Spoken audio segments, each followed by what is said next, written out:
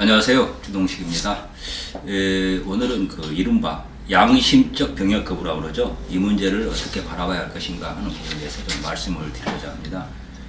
이제 대법원 전원합의체가 11월 1일 종교적 양심의 자유를 내세워 군 입대를 거부한 이것에 대해서 정당한 사유라고 판결을 했습니다. 하루 전, 그러니까 10월 31일이죠. 일제하 군 강제징용 피해자들이 그 신일철 죽음을 상대로 낸 손해배상 소송에서 원고 승소 판결을 내린 것에 이어서 이틀째 좀 충격적인 이제 그런 판결을 내린 것입니다. 이 문제도 역시 적지 않은 파장을 불러일으킬 것으로 보입니다.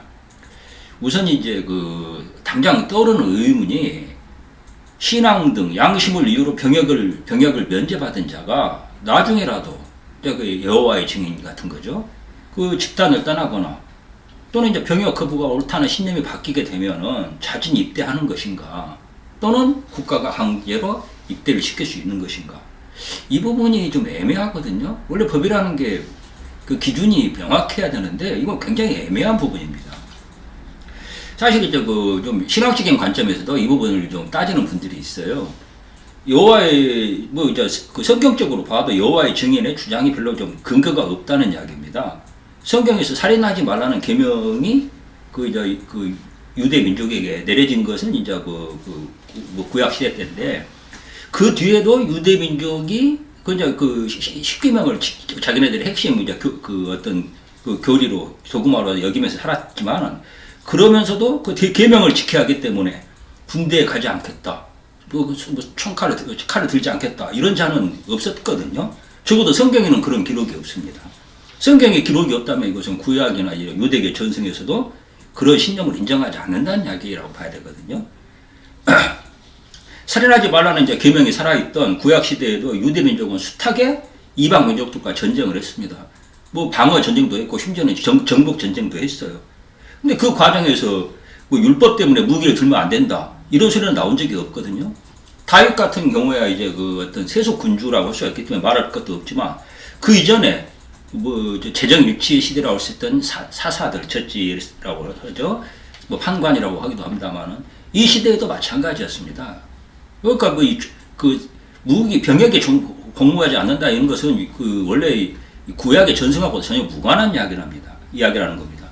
오히려 성경에서 숱하게 많이 나오는 표현이 만군의 여호와 오브 아미스 이런 표현들이거든요. 만군, 말 그대로 여호와는 굉장히 큰 군대, 많은 군대의 지휘관이라는 이런 말씀이에요. 성경에서는 한 번도 여호와의 증인이 말한 것 같은 투항주의, 패배주의를 말하지 않습니다. 저도 성경을 나름대로 4번인가 읽었는데 통독을 했습니다. 그런 이야기를 본 적이 없어요. 오히려 하나님은 싸워서 승리하시는 하나님이시고, 믿는 자들에게도 아까 싸워서 이기는 하나님의 병사가 되라는 것이 성경의 메시지라고 저는 보겁니다. 이게 이런 해석이 일반적인 걸로 알고 있습니다.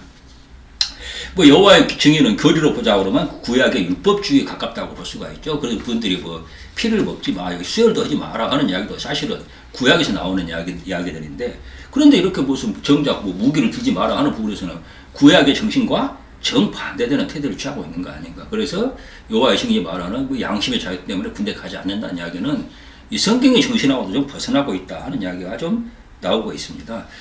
이제 양심적 병역 거부 그러는데, 이 표현에 담겨있는 대전제는 뭐냐 하면은, 병역 거부라는 것이 비양심적이라는 이야기입니다.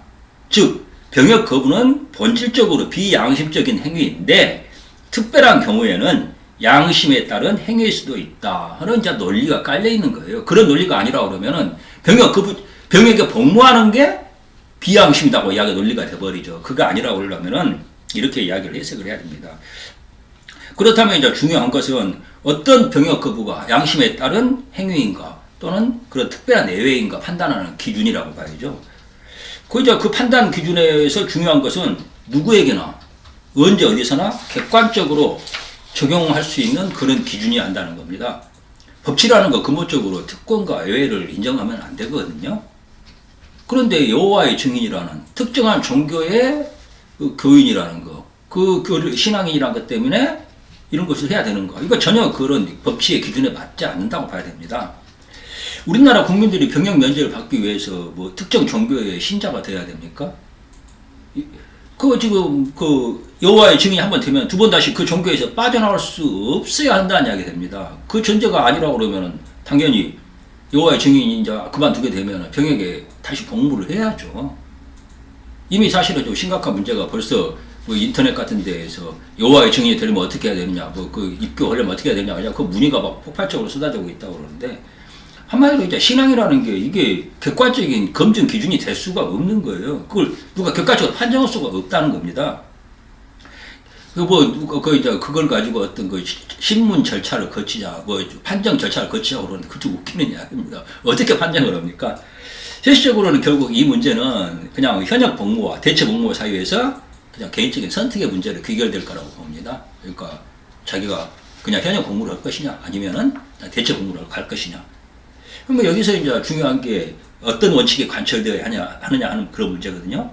여기서 중요한 건 대체 복무가 현역 복무와 동일한 정도의 신체적, 정신적 부담, 그리고 기회의 손실이라는 비용을 치러야 한다는 겁니다. 그게 아니라고 하면 누가 그 현역 복무를 하겠어요. 뭐 36개월 대체 복무에 대해서도 이게 보복적 입법이다, 너무 심하다 이런 이야기를 하는데, 이거 좀 대한민국에 말이 안 되는 지금 시민단체니 뭐니 하는 사람들이 이야기를 하고 있습니다. 이거 당연히 보복 입법이야 하는 게 맞습니다. 말이 좀 불쾌할지 모르겠지만 보복 입법인 게 맞는 겁니다. 원래 병역 의무의 이행을 거부하는 자들에 대해서는 형사처벌이 당연한 그 보복인 겁니다. 대한민국에서 법이라는 게, 형법이라는 게 원래 보복적 조치인 거예요.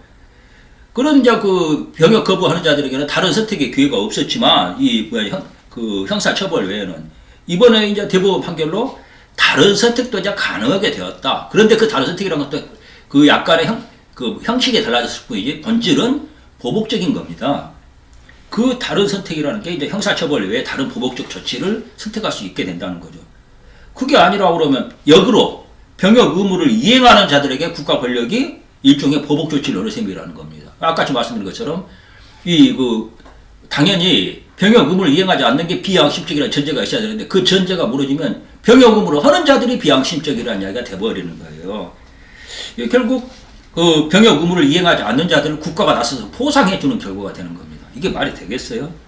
근본적으로 국가의 존재 근거나 정당성을 부인하는 국가의 소멸로 가는 논리가 될 수밖에 없다고 봅니다. 논리적 귀결이 그렇다는 겁니다. 사실 이번에 그 대법원에서 무죄 판결을 받아낸 여호와의 증인이 어떤 소송을 제기했던 논리적 근거가 단순히 병역 의무만이 아니었어요. 납세나 이런 국가의 존재 자체를 총체적으로 부인하는 논리를 동원했습니다. 그 중에서 병역 의무만 이번에 이제 인정을 받는 건데, 결국은 이제 이런 무정부주의적인 논리로 가게 되는 거거든요. 이제 우리가 무정부주의에 이때 옳다 그러다 따르기 앞서서 모든 주장과 논리, 행동은 그에 따른 비용을 수반하는 게 맞습니다. 국가의 존재를 거부한다면 국가의 존재로부터 받는 혜택도 박탈되는 게 맞다고 봅니다. 양심적으로 병역을 거부한다는 자들이 그 보복적 입법, 그러니까 36개월 대체 복무를 한달지 이런 것조차도 거부한다고 그러면 당연한 귀결로서 자기네들이 국가에서 받는 모든 혜택도 당연히 거부해야 됩니다. 국적 당연히 포기해야 되고, 건강보험, 국민연금 이거 다 때려쳐야죠. 그리고 주민등록 말소해야 됩니다. 선거권, 피선거권 이것도 두말하면 잔소리죠. 아울러 대한민국 국민들이 사실은 그 사람들을 대신 피땀 흘려서 지켜주고 있다는 거거든요. 그렇기 때문에 병역 거부한 사람들은 그에게 자기네들의 소득의 아주 상당 부분을 국방세로 내는 게 당연하다고 봅니다. 이게 다 싫으면 그냥 나가야 돼. 대한민국 떠나야 됩니다. 국적 박탈하고 해외로 추방해야 맞는 겁니다. 측정할 수 없는 것은 관리할 수도 없고, 관리할 수도 없으면 개선할 수도 없다. 이런 말이 있죠. 피터 드러커가 한 말입니다. 하지만 이 경영 이외의 분야에도 적용할 수 있는 그런 원칙이라고 봅니다. 양심이라는 것은 기본적으로 측정이 불가능합니다. 그래서 그 양심에 근거해가지고 엄밀한 국민의 의무인 병역 거부를 인정한다는 게 사실 말이 안 되는 황당한 논리입니다. 양심을 측정할 수 있는 유일한 방법이 있습니다. 그건 뭐냐면은 그 양심으로 인한 실제 손해를 감수하는 겁니다. 즉, 양심적 병역 거부가 진짜 양심적인 행위라는 걸 입증하려면은 그 유일한 방법이 그로 인한 현실적 손해와 탄압을 감수하는 겁니다. 감옥에 가고 그 이후 사회생활에서도 온갖 손해를 감수해야 됩니다.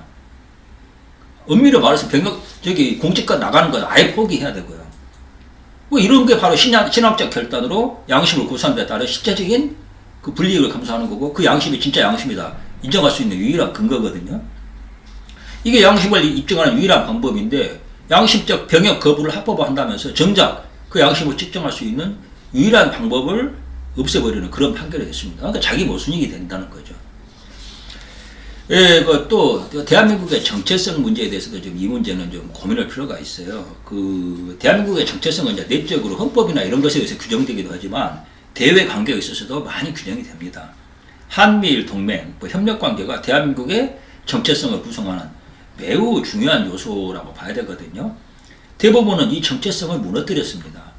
국가 대 국가의 신뢰도에서도 엄청난 손실을 끼쳤고 치명적으로 국가의 정체성을 망가뜨렸다는 점에서 후유증이 심각할 거라고 봅니다. 이제 양심적 병역 거부 판결이라는 게 국민 개병제를 근간으로 징병제를 유지해 온 건데, 이게 사실상 한미일 삼각동맹에서와 안보 체제의 중요한 축이었거든요. 결국 일본이 해군력과 그 다음에 공군 운영 능력에 중심을 두고 한국은 육군 전력에 중초점을 뒀어요. 이게 이제 한반도를 중심으로 한 동북아 안보, 집단 안보의 기본 전제 같은 게 되는 건데, 이게 이제 미군이 이걸 이제 양국의 군사력을 묶어주는 시스템을 운영하고. 근데 이번에 이제 이런 양심적 병역 거부 무죄 선언으로 이런 기존 질서도 본질적으로 다시 해체하고 재검토해야 되는 그런 상황이 됐습니다. 한마디로 대한민국의 과거 역사라고 그러지 마시 대한민국의 정체성, 이걸 부인하는 이제 판결들이거든요. 이제 대한민국의 그런 미래가 어떻게 돼야 될 것인가, 이런 청사진은 현재는 없습니다. 과거가 뭔가 문제가 있어 바꿔야 된다 그러면은 미래가 어떻게 돼야 되는가 하는 것에 대한 그런 게 있어야 되는데, 그런 게 없이 과거의 부정만 이루어지고 있는 겁니다. 당장 한일 청구권 협정 부정과 이번에 그 판결, 강제징용에 대한 판결, 그리고 징병제 부정하는 판결, 이것에 대해서 이제 정부는 아무 대안을 내놓은 적이 없습니다. 수습할 능력이 없는 겁니다. 결국 이대로 가면은 유일한 현실적인 경로는 대한민국 소멸하는 겁니다. 남북이 연방대로 가고, 결국 이제 문재인이 임명한 대법관들이 이번 판결을 주도했다는 것에서 그것 자체도 이제 분명해진다고 봅니다. 여기에 대해서 이제 저들은 아마 나름대로는 그 핵심에서는 충분한 고려를 했을 거라고 보는데, 이제 대한민국 국민들이 여기에 대한 준비가 되어 있는지는 좀 다른 차원의 이야기겠죠. 이 문제를 위한 해결하기 위해서는 이제 좀 다른 차원에서 과연 이제 앞으로 이 징병제라는 게 거의 이제 무너졌다고 봐야 되는데, 이 문제를 해결하기 위한 대안은 무엇이 좋을 건가? 모병제도 좋고 대체 복무제도 좋습니다. 다 고민해야죠. 하지만 그런 논란에 앞서 합의해야 되는 게, 병역 의무를 마치지 않은 자들에게 대해서는 절대 어떤 정규 공직도 맡기지 못하도록 하는 사회적 합의 또는 법률적인 장치가 마련돼야 된다, 그렇게 봅니다. 이제 이 병역을 마치지 않는 이제 자는 정규직 공직에 임명해서는 안 된다, 이런 의견에 대해서 아파서 군대에 못 간 사람들은 어떻게 해야 되느냐 하는 반론 나오는데, 저는 이제 이런 반론이라는 것은 몸이 불편한 사람은 특별히 배려해야 한다, 이런 전제가 깔려 있습니다만은, 장애인이나 기타 신체적으로 불리한 조건인 사람을 사회가 배려해야 되는 것은 맞습니다. 하지만 그 수단이 공직을 나눠주는 것인가, 공직이 그런 형평성을 달성하는 지표가 된다는 건 말이 안 된다고 봅니다. 공직은 그런 식의 갈라먹기의 대상이 되어서는 안 된다는 거죠. 능력을 갖춘 자가 공직을 맡아가지고 사회적 약자를 배려하는 게 맞지, 사회적 약자를 배려한답시고 공직을 나눠주는 게 맞는가. 이제 신체적 약점 등을 극복하는 수단은 갈수록 발달하고, 따라서 장애인이라 해도 공직에 취임하는 진입 장벽은 낮아질 거라고 봅니다. 업무에 지장이 없다면 그들이 공직 진입을 막을 이유도 없다고 봅니다. 하지만 본질은 그럴 만한 자격을 갖춘 자가 그럴 만한 자리에 앉아야 한다는 겁니다. 이 부분은 저는 여성들도 앞으로 해당이 될 거라고 봐요. 원래 이제 서양에서 노블리스 오블리주라는 게 있습니다만, 그것에 대해서 많은 분들, 우리나라 사람들은 그거 마치 돈 많은 자가 가난한 자들을 위해서 베풀어 주는 거라고 그렇게 오해하시는, 자선의 개념으로 오해하시는 분들이 많은데, 노블리스 오블리주는 그런 게 아닙니다. 자기 것은 자기가 지킨다. 자기 책임은 자기가 책임을 다한다. 그리고 공짜는 없다는 개념입니다. 서양에서 그리스 시대부터 로마 시대에 거쳐가지고 이르기까지 병역은 기본적으로 가진 자들이 시민이라는 게 원래 재산을 가진 자들을 말하는 거거든요.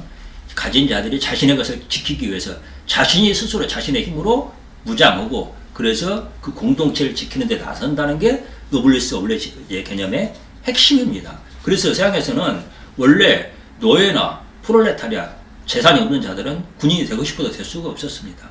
그리고 나중에 근대 이후에 국가로 들어와서도 장교는 이 귀족들만이 했던 것이 재산을 가진 자들만이 했던 게 그런 정신을 나타내는 겁니다. 우리나라는 이제 그런 전통이 없는 나라입니다. 그래서 그 마치 군대를 빠지면은 신의 아들이고 군대에 가게 되면 어둠의 자식들이다 하는 이제 그런 말까지 나왔습니다. 이게 한마디로 근본이 없는 나라인 거거든요. 이런 것은 이제 근본적으로 바뀌어져야 됩니다. 최소한의 의무, 병역을 마치고 군대를 가고 공동체를 지키는 일을 한 자가 공동체의 리더십을 맡는 게 당연하다고 봅니다. 그런 점에서 병역을 마치지 않은 자들은 당연하게 이 정규 공직에 가서는 안 되고 병역을 기본적인 의무를 마친 자만이 이 공직에 갈 수 있도록 하는 것이 저는 우리나라가 원칙을 분명히 하나 출발이라고 봅니다. 저는 여성도 예외가 아니라고 보는 게 여성들 이것은 그 어떤 병역 자원의 문제가 아니라 여성들에 대한 교육의 측면에서도 이건 반드시 필요하다. 최소한의 군사, 병역 의무는 마쳐야 된다. 그렇게 생각을 합니다.